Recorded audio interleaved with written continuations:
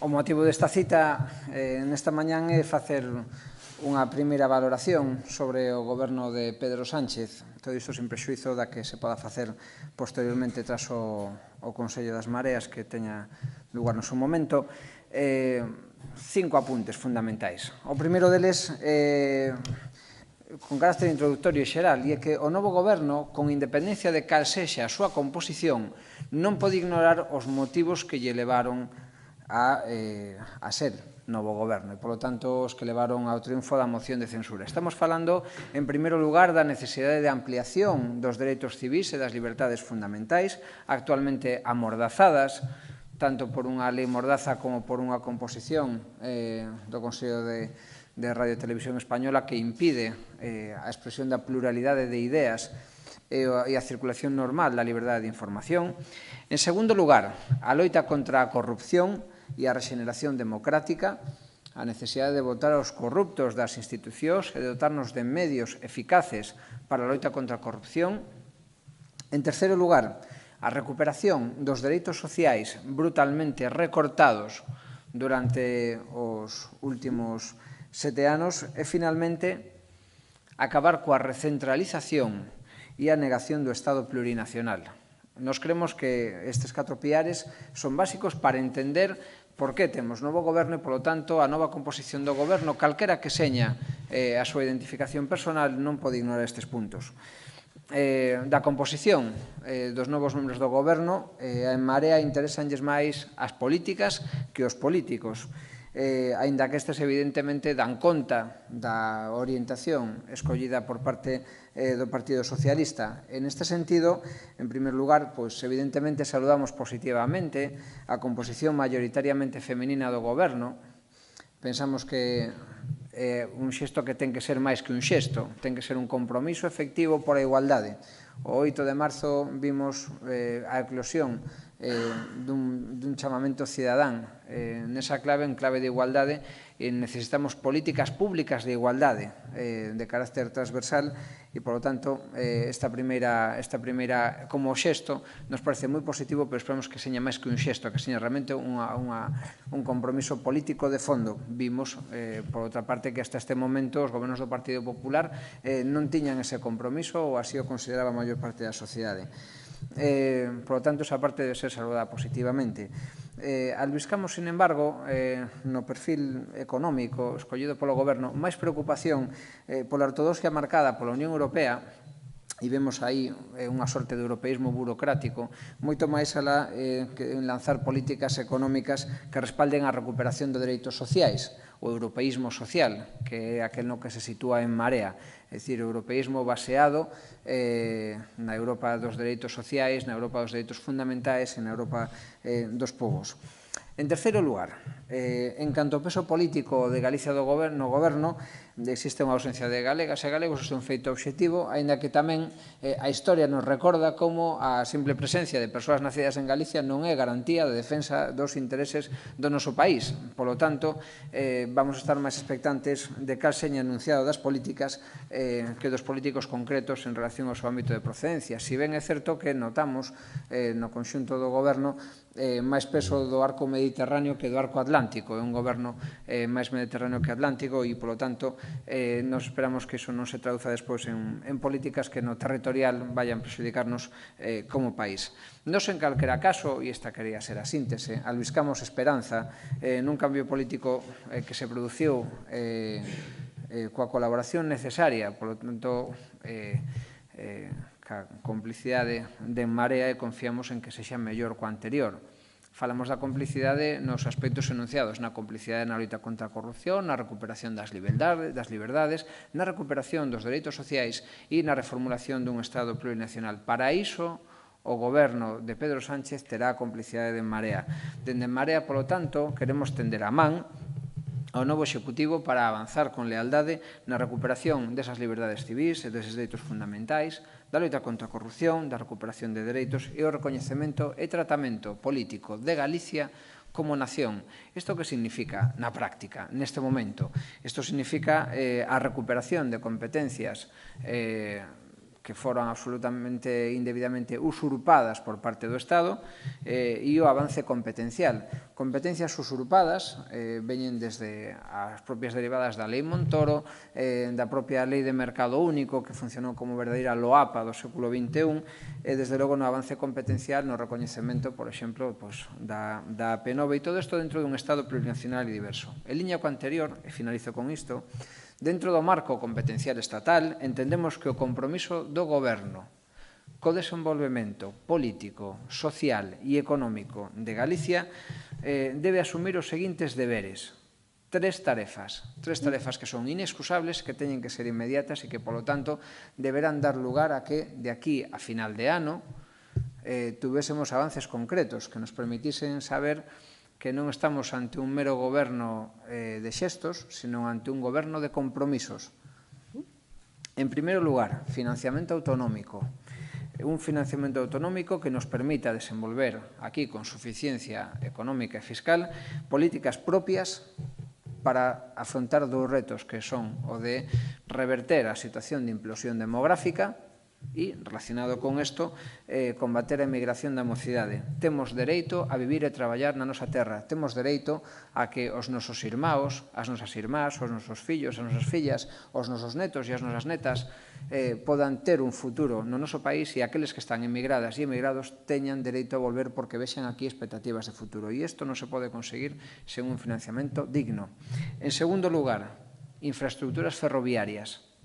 Ademais de reclamar a execución xa do corredor atlántico ferroviario, que, como sabedes, desde onte está xa presentado pola Comisión Europea ao Parlamento, e a partir do momento en que eses trámites se realizan, o Goberno español pode xa realizar dentro do seu propio ámbito competencial trámites que despois quedarán incluídos dentro do ámbito de subvención, algo que non tería sido posible sen a posición política de En Marea neste Parlamento, que condicionou absolutamente o discurso do anterior Goberno nesta materia. Pois moi ben, nos fomos quen de arrastrar o Goberno Popular a que solicitase a inclusión de Galicia no corredor atlántico ferroviario e agora exiximos do Goberno actual a execución das obras que nos permitan perfeccionar ese compromiso.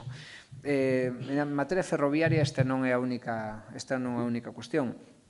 Nos queremos, neste sentido, que se comece xa a falar do arco atlántico xa como un arco plenamente potenciado. Queremos a salida sur de Vigo e queremos que forme parte dos plans dos próximos orzamentos, igual que a liña Coruña-Ferrol. Queremos que Ferrol estea conectado con Coruña e despois co corredor atlántico, e queremos, evidentemente, a conexión dos portos, porque de nada nos vale ser a porta de entrada a Europa, a porta interoceánica de entrada a Europa, se despois temos os portos onde non podemos sacar as mercadorías. E, finalmente, con relación tamén á materia ferroviaria, queremos a cohesión territorial completa. Nos o que queremos é a potenciación do antigo FEBE entre Ferrol e Ribadeo, por lo tanto, unha vertebración ferroviaria do norte de Galicia, e, en segundo lugar, a vertebración interior, o Coruña, Lugo, Ourense, e tamén, evidentemente, Ourense-Compostela, para que tanto a regularidade como a actualización, a modernización das liñas sexa unha realidade xa nos seguintes orzamentos, por lo tanto, de aquí a final de ano. E, en terceiro lugar, a transferencia da AP9. Entendemos que isto debe formar parte tamén da axenda prioritaria dos intereses do noso país. Estes son os compromisos concretos que demandaremos do novo goberno, que, se ten vontade realmente de ser un goberno para todas e para todos, na cohesión social, na cohesión territorial, na cohesión económica, pois, desde logo, non pode, por menos, que garantir estas tres pautas. Mais alá deso, hai outra serie de medidas que tamén entendemos que reverten ou que deberían de reverter positivamente no que é a dinámica política e social e de dereitos do noso país, como pode ser a derrogación da Lei Montoro, que, como saben, esmaga a capacidade política dos nosos concellos para facer políticas sociais. Para o espacio político de En Marea é fundamental a capacidade política dos concellos para facer políticas sociais cos seus propios orzamentos, algo que hasta agora nos veu impedido completamente. Nesa liña tamén hai cuestións locais que teñen unha importancia que trascende o local, é o caso da recuperación para o público da fachada litoral da Coruña, e que, polo tanto, debe formar parte tamén desa axenda, aínda que, como sinalo, estes 3 puntos que acabo de sinalar, financiamento autonómico, ferrocarril e AP9 constitúen mostras que teñen que ser inequívocas do compromiso do novo goberno co noso país.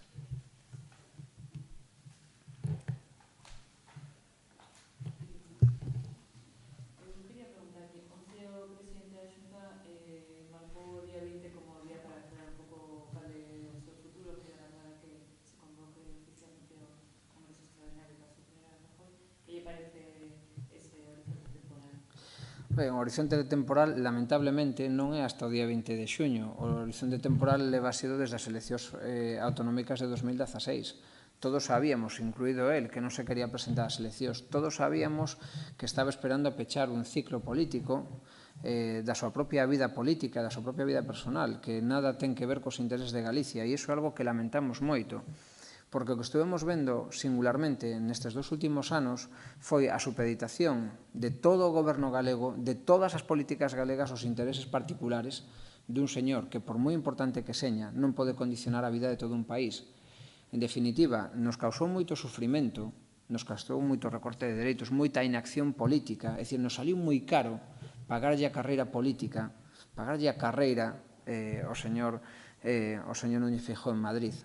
Xa está ben, xa vai sendo hora de que por fin se decida e de que por fin marche, que era o que tiña que ter feito desde o primeiro momento, e non utilizar Galicia como exemplo de sumisión orgánica para os seus propios intereses personais. Miren, durante casi 2 anos levamos perdendo oportunidades. Esta legislatura é unha oportunidade perdida.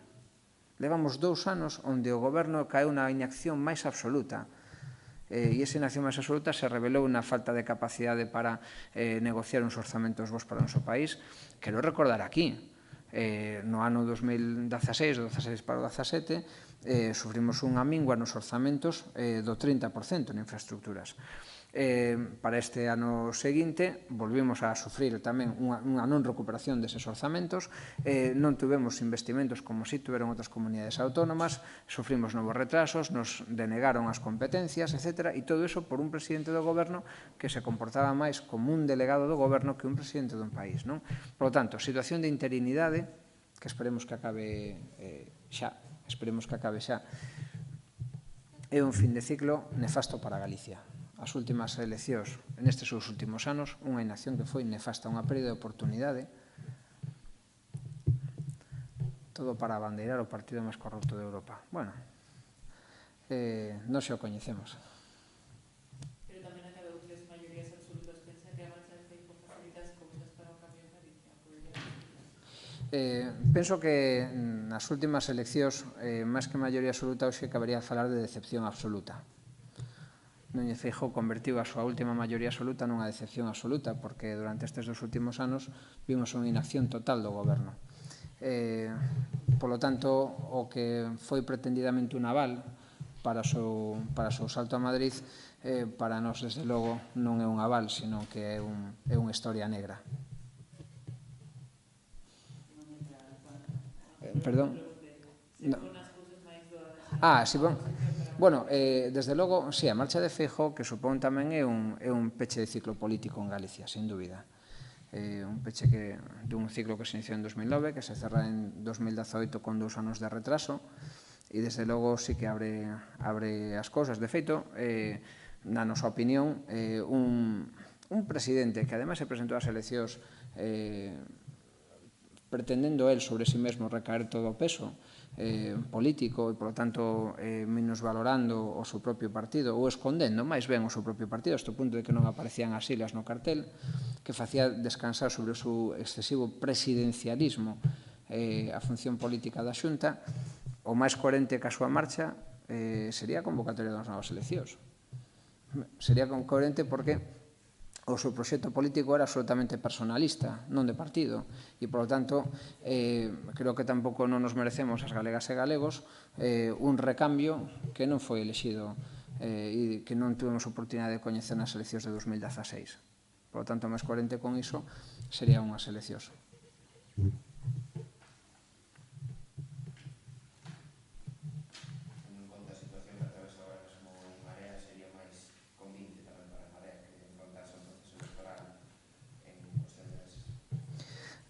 Para Marea sería conveniente afrontar un proceso electoral na medida en que nos podemos confrontar cas outras forzas políticas a nosa propia alternativa.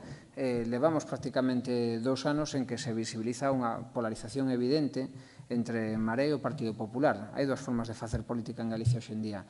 Marea, coa súa diversidade, porque é certo que somos moi diversos e o noso espacio municipalista leva demostrado que podemos ser incluso disputar a hexemonía, e que así estamos facendo con éxito, como facemos en varias das cidades a hexemonía ao Partido Popular, e esa hexemonía nos queremos trasladar, esa disputa de hexemonía ao espacio nacional galego.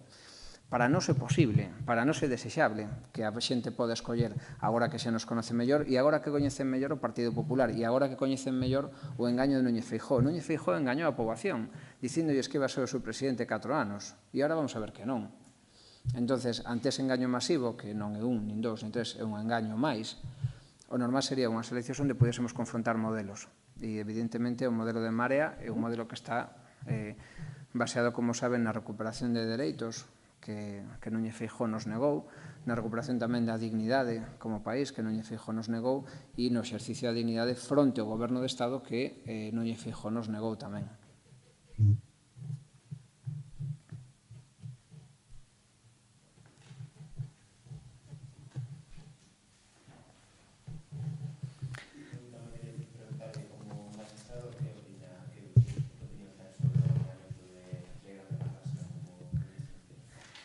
Pois, como magistrado, sorprendente.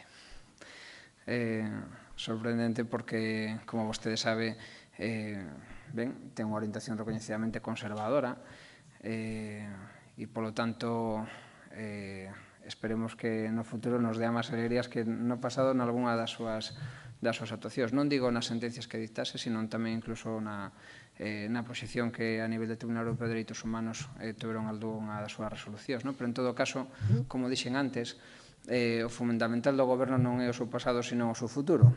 E esperemos que, dado que vai dirixir a carteira de Interior, non se demore ninguna sola semana o inicio dos trámites para a derogación da Lei Mordaza. Iso é o que nos interesa do Ministro do Interior. Igual que nos interesa do Bloque de Xustiza Interior tamén a reforma do Código Penal para adaptala ás sentencias do Tribunal Europeo de Dereitos Humanos en materia de liberdade de expresión. Para nós isto é moi importante, e con independencia de quen dirixe a cada departamento, a nós o que nos interesa é a recuperación de dereitos fundamentais e de liberdades públicas. Se a elección do goberno foi esa, pois o que nos interesa son as políticas por riba de quen encabece cada un dos departamentos.